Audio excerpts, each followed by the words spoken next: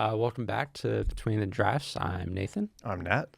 And we are talking about, what are we talking about today? Everything. Everything. This is the mailbag episode. Yeah. We finally remembered to ask for questions, and you all sent some in, which was great, super helpful.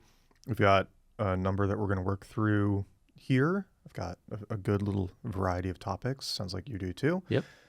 So yeah, thank you all for sending these in. If you ever want to, you don't have to wait for us to ask, by the way. You can always send them in. We might just do them after episodes sometimes, or one or two. Save them up for a future episode. So you can always email betweendraftspod@gmail.com, or you can reach out to me or Nathan on Twitter, Substack, LinkedIn. Not LinkedIn for me. LinkedIn for you.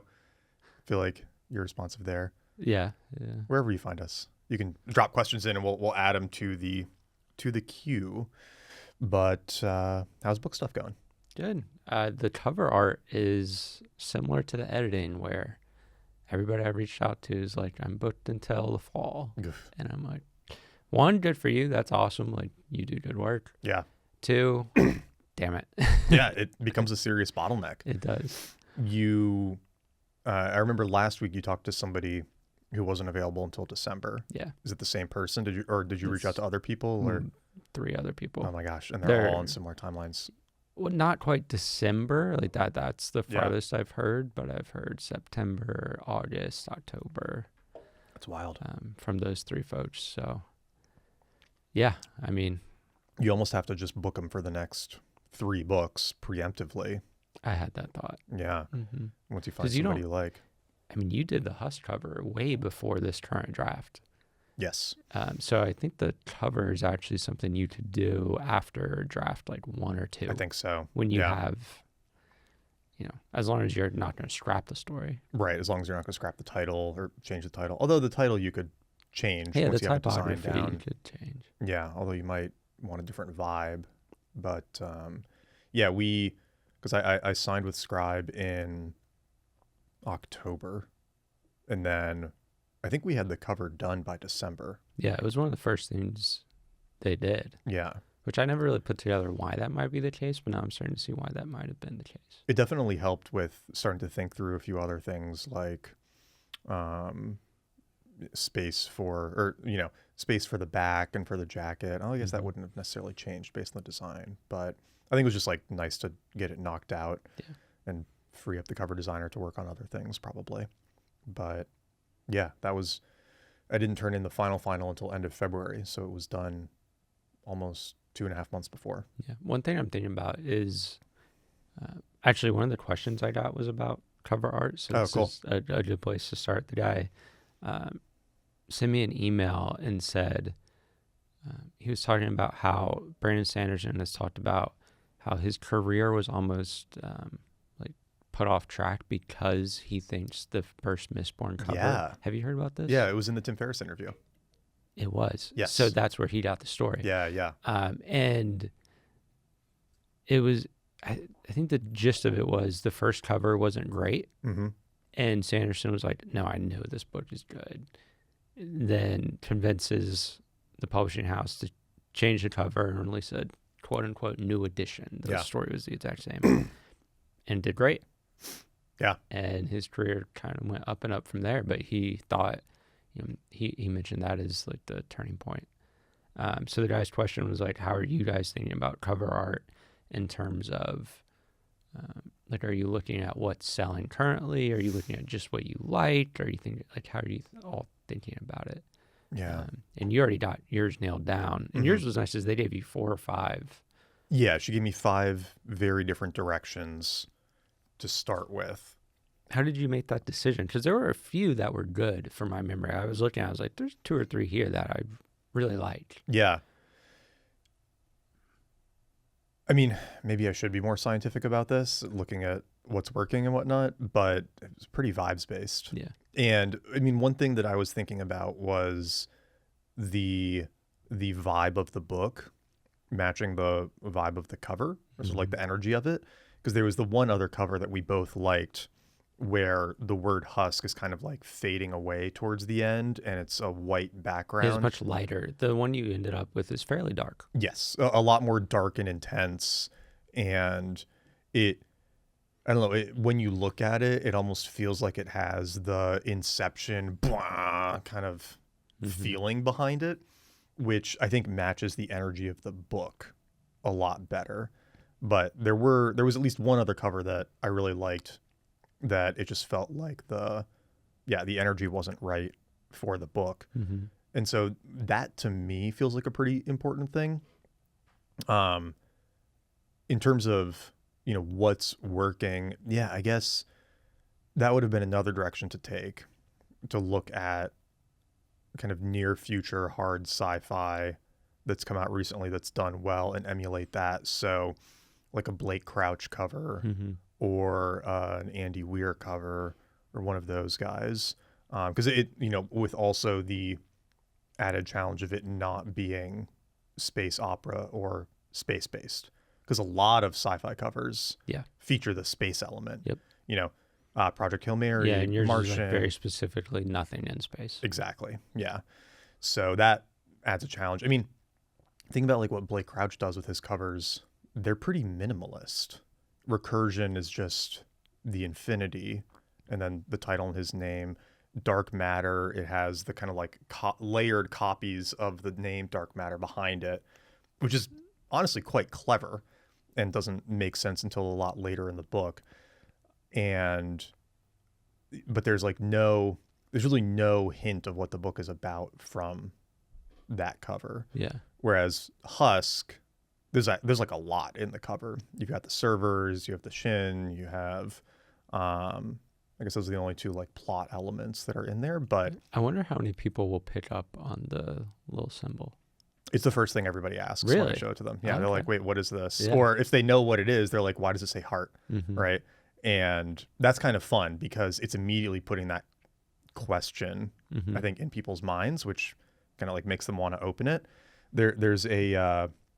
it's almost like a little Easter egg on the cover. Little Easter egg and little... which book was this in? I think it was in Conflict and Suspense, where he said that one of the best ways to keep the reader turning the page is to introduce a very interesting question, ideally on the first page of the book, that you don't really answer until much later. And the example he uses is Atlas Shrugged, where the first line of the book is, who is John Galt? And you have that question in your head. And you have no idea. And then you just hear these like mythological stories about him every once in a while. And you don't find out who he is or meet him or anything until like 750 pages later. Yeah. And that's probably a decent part of why people get through that book, is just asking that question right away. It, makes you want to find like, oh yeah, who is he? Right. And so, I think having the Shin right on the cover and then also introducing it in the first chapter creates hopefully some air of mystery where it's like, what is this? Why is this significant? And then it may or may not get revealed later. You have to read and find out. So I liked incorporating that, but very just like energy based in what I liked. There was a good line. I don't remember who this is from, but it's like, as much as you want to optimize your cover, it also needs to be one you can live with. Yeah. That's a good point. And so I feel like that's an element too. And there's this survivorship bias, isn't there? Narrative fallacy to it as well, where a book will come out and do super well, and then people will look at the cover and say, oh, this, and this are why it did well. And a good cover, obviously makes a big difference and definitely helps. But I do get skeptical of the over analysis. Like you can see this in business nonfiction, where since Atomic Habits became #1 on Amazon, every book cover is basically copying Atomic Habits. And there's like a whole science to it. You have the big bold title, the smaller subtitle, the smaller stinger, and then the author name at the bottom. It's basically the format of a Twitter thread. Kind of. Yeah. And like the style of it too is just very similar in all of them. And they don't want you to stray from that too much. Like one of the first Crypto Confidential covers was like an Atomic Habits cover. And it wouldn't have fit. No, it wouldn't have been the right energy at all. But maybe it would have sold better. I don't know, right? That's a question too. So that's sort of how I thought about it. I mean, I think that to Sanderson's point, because he did two things. He changed the cover and released a $5 version. Yeah. Well, that's something that traditional publishing does. Is they super push hardbacks and they don't even release a paperback Right away, yeah. And for a debut author, I don't see how that makes any sense. Yeah. I mean, I'm still deciding what I want to do with this, where I'll either just do the hardcover and then release the paperback like 3 months later. Or as like a second launch kind of thing. A second launch, exactly, yeah. Or I'll just release them both at the same time. My thinking is like almost sell them at cost at first and use that in the marketing and be like, look, she was just trying to, I just want to get this in the hands of as many people as possible. Yeah. Because I'm not looking at a launch for a book as in like I want to maximize my profit. I'm looking at it like, okay, this is the first novel I put out. I just want to build the readership. If I know I'm going to put out, another 2, 3, 4 in this world specifically, if I can get 10,000 people to read the first one, if it's good enough, it'll spread at that go a long point. way. But if only a few hundred people get it, like that spread is going to be so much slower. Yeah. But maybe I make more profit. I don't know. That's how I'm thinking about it. Yeah, totally. And I think that's a lot of what I've seen for the first week launch strategy for self-pub revolves around that. I believe it. Where you discount the ebook to $2.99 or even 99 cents, because then you can still hit the top of the charts for paid books, because it doesn't discriminate by price, or it's not like gross sales. Right. It's like if I sell a $3 units. book, one $3 book to Amazon is the same as one $9 book Exactly. to Amazon. They affect the rankings the same. And so you could probably do that with the paperback too during that period, where you heavily discount it to get it out there, basically sell it at cost, and then bring it up to its normal price later. Which honestly is one thing that's really nice about self-pub versus trad-pub, because with Crypto Confidential, I really had no control over the pricing. You really did. And PRH didn't do any price adjustments either for marketing. And the downside of that is that everybody who pre-orders it pays full list price. But then as soon as the book is out and has been selling a little while, Amazon starts discounting it. So I think you can get a hardcover Crypto Confidential for $20 now. Instead of 30 or something, which is the pre-order price. That's a heavy discount. It's a heavy discount, and I would have much rather done it the other way. Yeah. I'd rather let the pre-order people buy it for 15 or 20 bucks. The other way makes way more sense. Exactly. It's like you're literally punishing your audience for buying early and then giving the cheaper version to the people who are coming in later. This is like it should totally be the opposite. Legitimately marketing 101. Yeah. So that's why I'm doing. Actually, by the time this episode comes out, the pre-orders will be up. So that's why I'm doing the Husk pre-orders this way, because it's like I love the bundle. Thank you. Yeah. So it's like, yes, it's $30. It's the full hardcover price, but you're getting a signed hardcover and you're getting the ebook and the audiobook. Yeah, that's so you nice. get all of them together for that hardcover price. And then when it comes out, the hardcover will probably be 30 or 32 on Amazon, but you won't get the other things with it.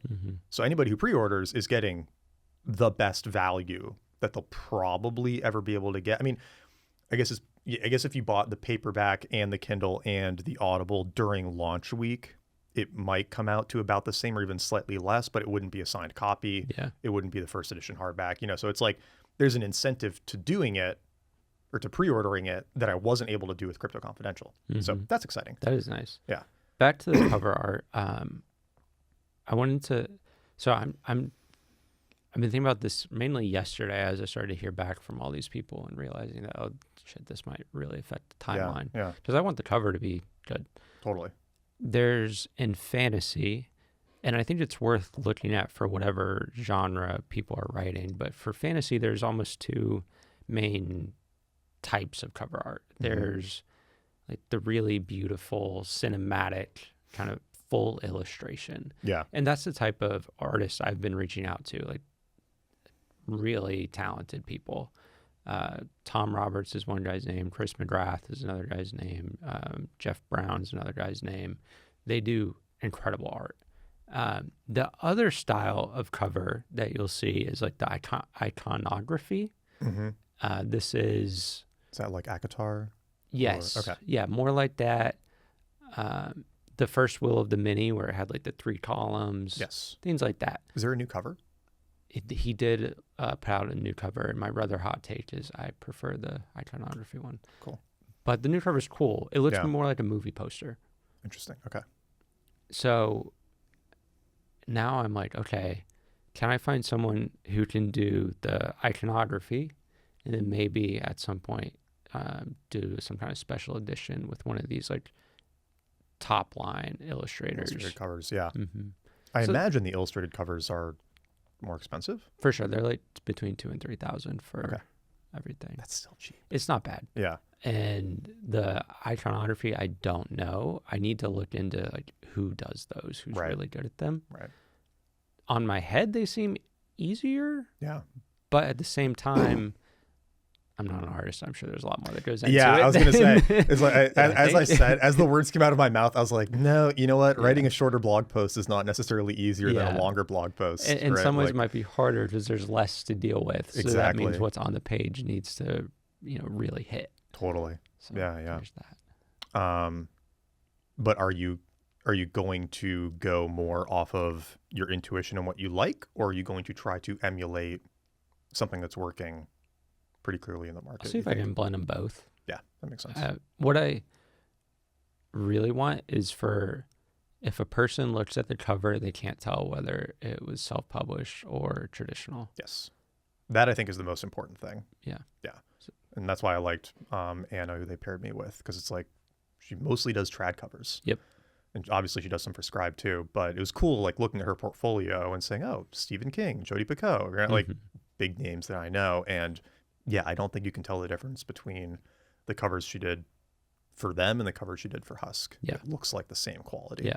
So I think that to me is the big thing. Yeah. All right. I can pull up a question now. Go for it. Okay. Maurizio asked what tools we're using for writing and outlining and everything. So what is our tech stack now for making books? So I can go first. I guess ours are probably pretty similar. Probably comparable. For the actual drafting and writing process, I still really like Novel Crafter. And I don't really use the AI features at all anymore. It's a nice interface. It's just a really good interface. And the thing that I like about it is, one, it's browser based. So if I'm on a different computer, I don't need to load like local files. It's nice to have it browser based. The card layout is really good, where basically what Novel Crafter does is you have a minimalist writing interface where you can, just write, but then it also has this planning view where you can see all of your chapters and scenes laid out in little cards, kind of like what Scrivener does. But the Novel Crafter interface I find a little more modern and polished, and I like that about it. And then it has this codex feature where you can record notes and details and timelines and things for different characters, places, objects, lore, subplots, all of this stuff. And then you can actually tag details on it when you're writing. And whenever you mention a character or a location or object in your draft, that mention gets tagged in the codex. Yeah. And that was super helpful for a lot of reasons. I mean, one, we talked about how I basically got rid of a character and merged him into another one. And so being able to very quickly see everywhere he had been mentioned and all of the aliases that he had been referred to with. Make sure they're not just one or two random ones. Exactly. The readers will be like, wait, who? What? Yeah. Or, even little things too, like, and obviously you could control F for this stuff, but it's helpful to just see it laid out visually. And it gives you like heat maps of your characters too. So, like one thing I realized was that Carmi had this like big presence in the middle of the book. Interesting. They kind of died out. And then kind of disappeared in the end of the book. And it almost created this question in the reader's mind of, did he die? Like, where did he go? Yeah. What happened? And being able Because to he just has a big personality. exactly right. Yeah. And it's like I love Carmi the character, but I got so wrapped up in the plot towards the end that I basically just forgot to include him in anything. That's funny. But like seeing that heat map of where the characters are showing up was so helpful because I could say, oh my gosh, he's basically just not there at the end. I need to go like work him back in more. So those features are really, really cool. And it has these AI features built in where it can, continue writing, or you can ask it to fill out some details and it'll do it. And it does a good job. It's using Claude and all the other tools. So it's not its own LLM. And that was really helpful on the first draft of the first Husk when I just wasn't as comfortable doing some of this writing. Do you think it helped you get comfortable with it? I think it helped me Interesting. bootstrap the ability. Yeah. And the analogy I've used a lot is when you're learning to program, you do a lot of copy and paste from Stack Overflow because you don't know how to do things. And so you go to Stack Overflow and you look up how to do it and then you paste it in. And you always hear in school that if you copy somebody else's work, then you're not really learning. But you actually do learn a lot doing that. And so having Claude help me do some parts of the storytelling that I wasn't as good at, I started kind of learning by osmosis that way. And now I just don't use it at all.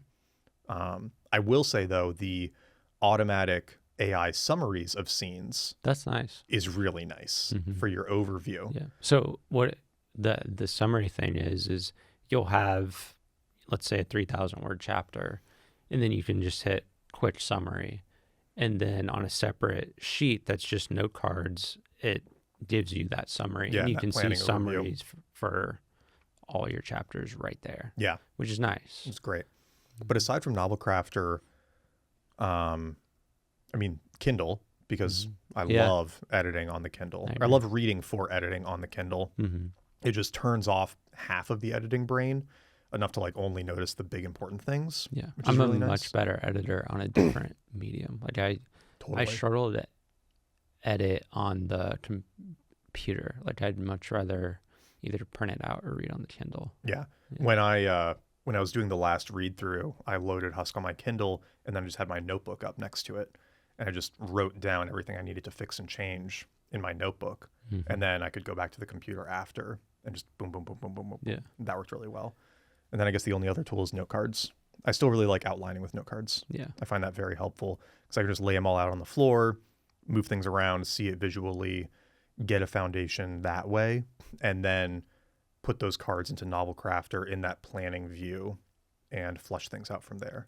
I do that with sticky notes on a whiteboard. Oh, yeah. Same thing, which is good. I also use Google Docs for basically big world building document. So keep track of characters, history, locations, any lore, any objects that are important, anything like that. I just have a big Google Docs. I need to do that.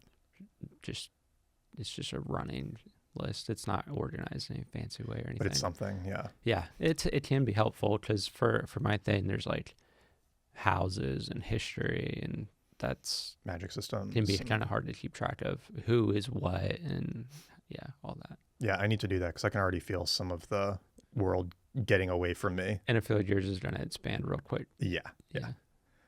Any other tools that you're using that you're liking? No, those are it. It's the same, pretty much the same thing. Yeah. I think those are really good. Novel Crafter is awesome. It's great. Yeah. I'm sure we'll get at least one hater, though, for using an AI-powered tool. But Probably. I think the tools are good. Scrivener is probably implementing them as well. I'm sure. I'd I be haven't used shocked if Scrivener not. in years. Have you? No. I didn't like it. Yeah. I didn't like it 4 or 5 years ago, so I just never went back. Yeah. I will say, when I wrote Crypto Confidential, I raw dogged the whole thing in Google Docs, and I don't recommend that. Yeah. It was just way too hard to stay organized and to have that high-level view. Yeah. The And organization's the biggest thing. The organization's really big. Yeah. I think you could probably get away with it for a shorter book. Yeah. Like essays is perfect. Essays, or if you're writing, say, a 50,000 word nonfiction book, right? Because like most pop nonfiction is in the 50 to 60,000 word range.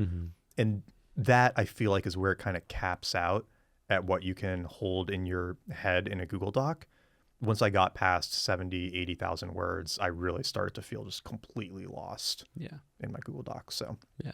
The only thing is I wish Novel Crafter had like a version control. I know. That would be nice. Version control would be huge. The exporting isn't wonderful. No, the formatting's always weird. Right. So I have to go in and clean it up in Google Docs. Yeah. Those are the only two things where I would, if Novel Crafter is listening, if you fix those, great. For nonfiction writing too, if you're doing shorter pieces, I do really like Lex.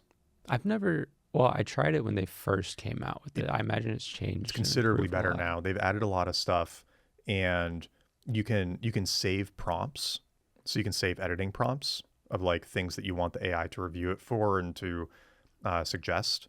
And when their AI editor suggests changes, it shows it in a separate document with the diffs highlighted so that you can kind of take it or leave it. Mm-hmm. It's not just like changing your document the way Novel Crafter does. I think that's why I don't use the AI tools on Novel Crafter, because it just starts erasing your shit. And like, that's not ideal. Yeah. But Lex, I've really been liking for article writing. Mm-hmm. I'll try it. Yeah. You got a question?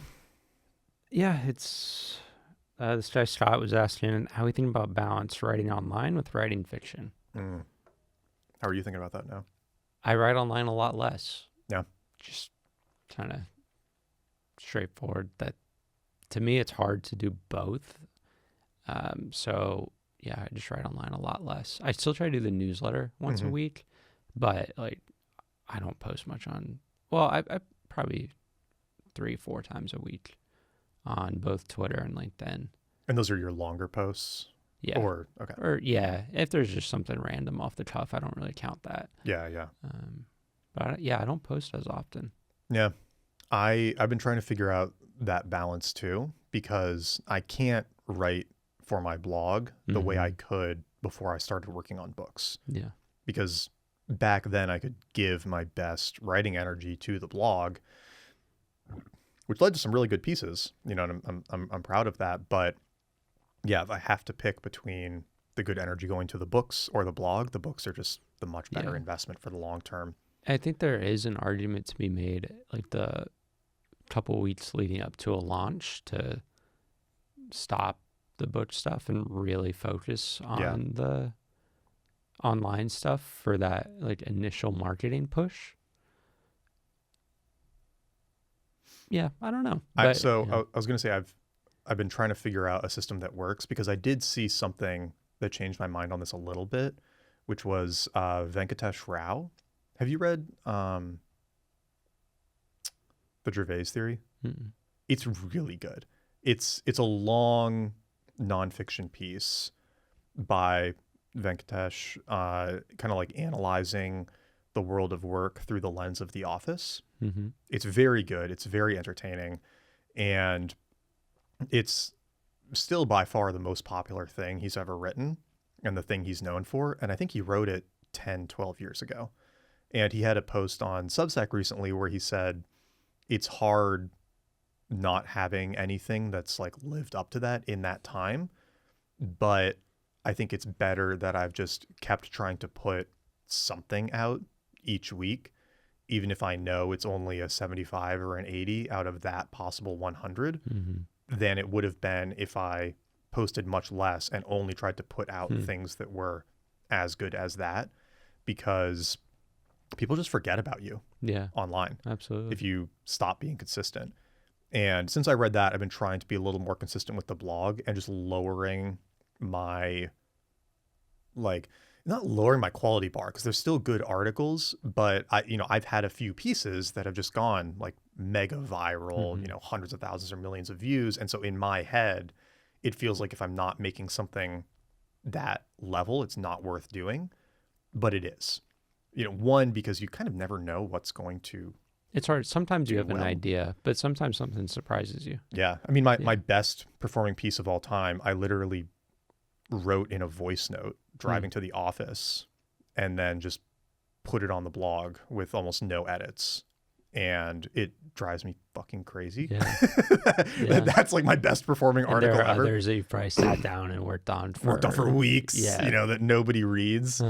So that's changed my mind on it a little bit. And so I've been getting into a flow of I just do a lot more of that. Like I'll take a voice note while I'm driving and then upload the voice note, see if I need to fill anything in or expand things or edit it, but not spend a crazy amount of time on it, and then put it out. And those pieces have been doing well.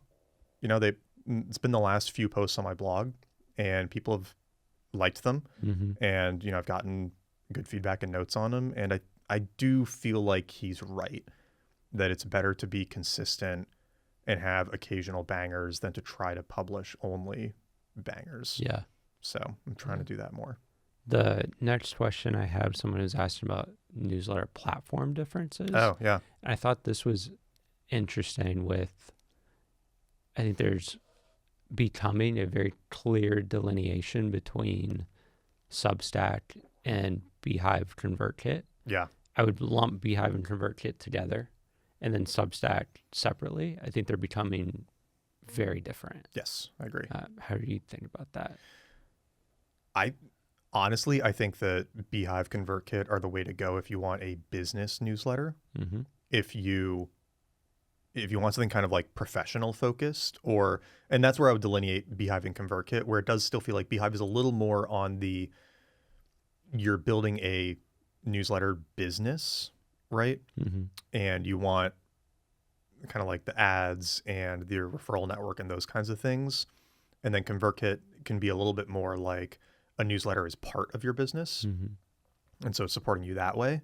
But then Substack has this other interesting element to it of that's where people go to read interesting writing. Yeah. Much more. It's almost, I've been kind of thinking about it as YouTube for written content as what they want to do. Yeah.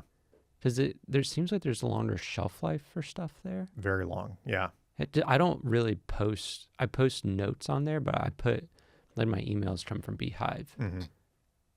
But you post both email and notes. And I've just started doing notes in the last couple of days because that network seems to be growing quite a bit. Mm-hmm. Because now that X is much more of an algorithmic entertainment and breaking news feed. Yeah, you're either like viral or it's like or nothing. Totally. Yeah. Substack, the notes feature is really quite active now. Mm-hmm. And they have a much different algorithm where it's a long tail. Yeah, a note could still be getting served to people 1, 2, 3 weeks later. And it doesn't have to hit right away because it'll keep showing up in people's feed. And the other thing they do is when you're scrolling the notes feed, they'll insert popular posts from people you follow from their archives. So you might see a post from someone from 3 years ago, but that you haven't read or that people you follow enjoyed. And, you know, then you might go read the post. And that's cool. There's nowhere else that's doing that for articles. And so most of my subscribers come from the Substack network or from like notes and things. And so I'm trying to get more active there because I think if your goal is to be a writer and to write things that people read versus write things that serve a business purpose for you, I think Substack is the way to go. Yeah. I think if writing is something that is like serving a bigger business for you, it's a marketing channel, then maybe Beehive or ConvertKit are better options. Yeah, completely agree. I love Beehive and I'm thinking about moving to ConvertKit simply because the type of person reading on that app I think is a very valuable type of reader for what I want to do long term. Yeah. That's it. Yeah. And like the Beehive growth engine is mainly through referrals from other writers and then driving stuff either through organic or paid through your own channels. Right. Like with Substack, I feel like if you put out really good writing and you have a backlog of like 50 things, that's a fair number of people who are probably reading those on a weekly basis. Yeah. That you're getting subscribers from. Whereas ConvertKit and Beehive, you have to figure out almost SEO to get that same kind of thing. Yeah. I don't know much about SEO. And I get, I don't know, a couple dozen per week from Google, but that's not moving the needle. Yeah. Whereas I think the Substack network could, but I get a might lot be of subscribers wrong. from the Substack network. I believe It's it. pretty great. Yeah. But it is like a long build up. Mhm. You know, it takes a while to get it going because you need to get on other people's recommendation lists. Yeah. Right. And at this point, I'm never going to leave Substack because I think there's over 1,000 publications that recommend me. That's crazy. And I've gotten, I think, 5,000 or 6,000 subscribers from the recommendation network. That's wild. Yeah. And that's a lot of people. Mhm. And it's a lot of publications that are sending new readers to me. Mhm. And so even though I'm reposting all of my Substack pieces on my site now, like just the nakednatalyson.com, I'm still probably going to drive people to the Substack to read them because, yeah, just getting in that referral network is so valuable. I think what I'm going to start doing is having 2 lists, one for the World Builders newsletter all about storytelling, and then one for like fiction focused, where it's more like author update kind of thing. I need to figure that out too. So I think I'm going to have 2 lists, and I think the storytelling newsletter will be on Substack, and the author update one will likely be on Beehive. Beehive, okay. Yeah, is how I'm thinking about it. Cool. Yeah, I'm doing something similar, but probably ConvertKit. Yeah, I mean, I think we're both biased to those 2 platforms. Yeah, totally. I can do a question. Okay, so this is from Grace.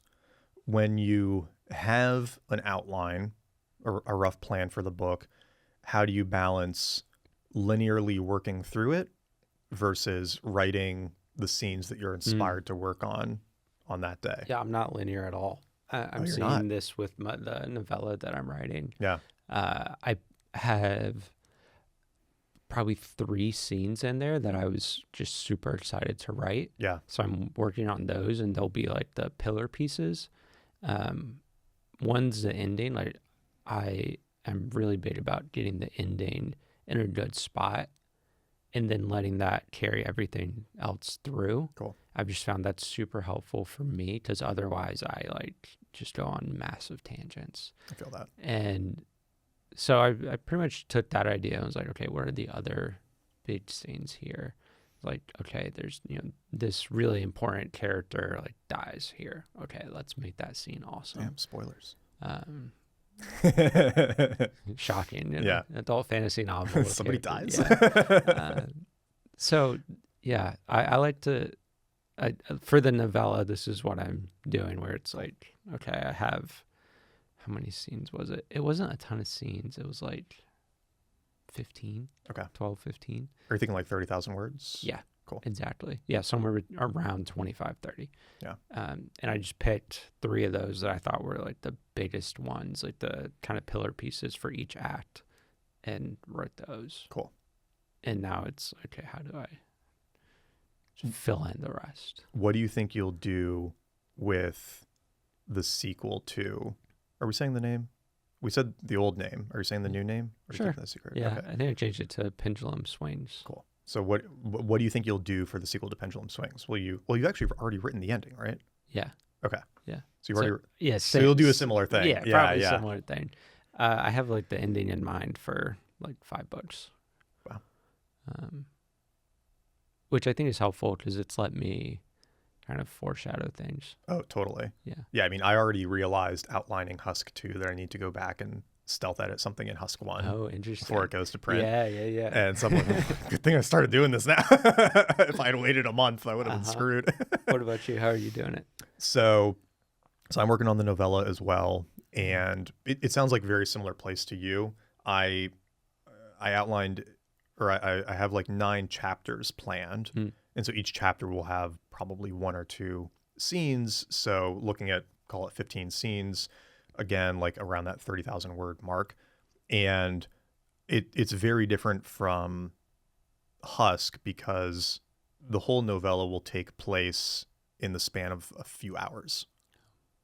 What made you make that decision? That is, I mean, super different. Yeah, well, so the novella is completely focused on the one huge event that happened in the like shortly after current day. So it's like that day. It's that day. The story of that. The story of that day. Yeah. Yeah. And there will be like flashbacks, Mhm. references to things that happened earlier and characters telling stories of things that happened in the past. So obviously there's going to be things outside of that day as well, but I know a few of those and I have good ideas for what I want to say in them. Mhm. And so I'm writing those first, and then I'm going to go back and fill in the stuff, connecting them. Kind Sure. of sounds like similar to what you're doing. Yeah, pretty comparable. But for Husk 2, I'm taking more time outlining it. So I only took about a week to outline Husk 1 and then just went ham. For Husk 2, I'm going to give it probably about a month to really think through the outline and really flush it out and really get it down. So And when you say that, are you gonna expand on your note cards for each thing? Like, what does an outline look like to you? yeah, so the way I'm thinking about it is I think Husk 2 will probably come in closer to 150K words. Mhm. So it'll be longer. And so the way I think about that is, okay, if it's 150,000 words, then that's probably 75 to 100 scenes. And so I want to figure out what all of those scenes are. And then those would be, the note cards Mhm. on the ground where I have them right now, or eventually in Novel Crafter laid out in that planning view. And then within each of those scenes, I want to go in and list out 4 to 7 beats of like Mhm. the things that will happen in that scene in just bullet points. Yep. And I'll probably do that in Novel Crafter, not on the note cards. Yep. Because then once I have that, I can just linearly like go straight through. And I'll probably do another sprint like I did with Husk 1. I'm going to have a few variables to work around with baby coming end of June. So like I might not have the energy to do the same kind of sprint, but I think that going linearly through that will work very well because it is a more linear story than the novella. And I know exactly where it's picking up from Husk 1. Mhm.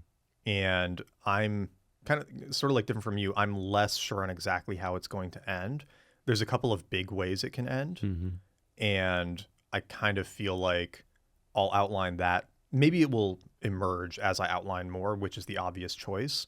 But I also might just need to like work through the first Yeah. 3/4 of the book before it becomes obvious. Because with Husk 1, the first ending was like 20% as good as Well, the ending I got to. it wasn't even, you figure out if I'm remembering correctly, that it wasn't even the ending. It was like you had to go another 10, 15% Yeah, exactly. further. Yeah. I realized that was sort But of like, does that part still happen in the story? That the original ending? And then the story just continues? I don't remember what the original ending was. I can tell you after. Okay. So if I say anything more here. Fair. There's no way for me to explain it without giving spoilers. Mhm. So, but it obviously like it was partially there, and then there were adjustments, and then the extra content after. And so I wouldn't be surprised if something like that happens again. Mm-hmm. But I definitely want to really, honestly, the beginning and the middle, to me, are the hardest parts to write. Whereas it felt like the ending just came together really obviously. And so that was the easiest part to write. And so almost opposite to you, I'm less focused on getting that down first because I have some confidence that an interesting one is going to emerge from fleshing out everything before it. But I do want to have some idea of where it's going because like you said, it's easy to just sort of like meander off in random directions and not have an end in mind. I feel like it's a good reminder that everybody writes differently. Totally. Yeah. There's no one right way. Exactly. Yeah. You have another question? I do not. Oh, okay. Mm-hmm. I've got one more. And actually, you'll have good takes on this too. How do you introduce conflict in nonfiction writing, like blog posts? I've thought a lot about this recently. Yeah. Because I'm updating the course that is specific to short form to medium form nonfiction writing. Because I think that it's so important to be able to do this kind of thing with AI. It's like, how do you tell your own stories in those formats? Yeah. Because I think AI will kind of commoditize a lot of short form nonfiction storytelling if it's about these other people. Totally. But I think you have to be like obsessive, like David Sinner is with telling those founders stories. Yeah. Where he's competing on a whole different level. I'm not worried about him with AI, but like so many people, if you want to tell a story of like the thread Haruki boys who read a Murakami. Wikipedia page, Right, and then it's like that's gone. It's not unfortunately gone, but it's going to just decline. like you could pull out ChatGPT and write something like that in 25 seconds. Yeah. Which is wild. So I think about this a lot. With conflict, I think that where I see most people struggle is they only do external conflict, like I lost my job, some like whatever. Whereas what really connects with people is internal. Like, okay, so for example, when Elizabeth and I moved to Madrid, I was like really scared. That is a little surface level, and some people will see like you were moving to Europe. Like a lot of people want to do that. Like, why were you fearful of that? Yeah. So it's asking, okay, then why? Like, okay, why was I scared? Well, I just quit my job and our bank account was going down. That's better, but there's still more levels. Why did that scare you? Well, I'd never seen anybody in my family be an entrepreneur. Yeah. I've never seen anybody step off the defined path. Why did that scare you? Because I had a defined path since kindergarten through college to consulting, and now that path was like, I was just stepping straight off of it. Yeah. That is much more interesting internal conflict than I was scared to move to a new city. Totally. And I can lead with that, and that's a much more universal truth than scared to move to Europe. Not many people have had that experience. A lot of people have had the experience of a lot of Americans have had that experience where, okay, everything from kindergarten through college seemed pretty defined. Like you were going to do that. Like age 5 to 22 or like, this is how you do it. And then at the age of 24, 25, I was like, all right, now I'm going to step off this. That's terrifying. Yeah. That's a much more universal truth. So I try to get at what's the universal fear or emotion that's underlying what you're talking about, and then get right into that. And I found that people respond much better.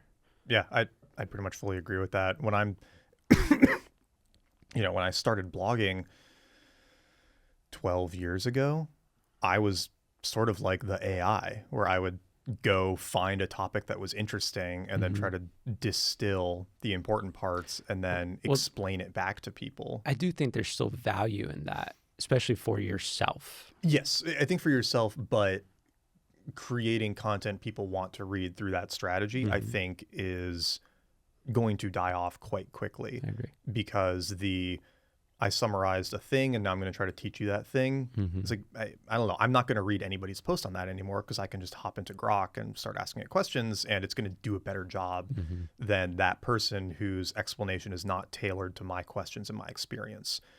And so now when I'm doing my blog posts, I'm trying to focus pretty exclusively on, like you just said, internal conflict, struggles, challenges, thing I went through and what worked for me, kind of like personal story, or the perspective of this is not a distillation on how to write conflict or something, or this is not a distillation on how to start an internet business or whatever. This is just like my experience and what worked for me. Yep.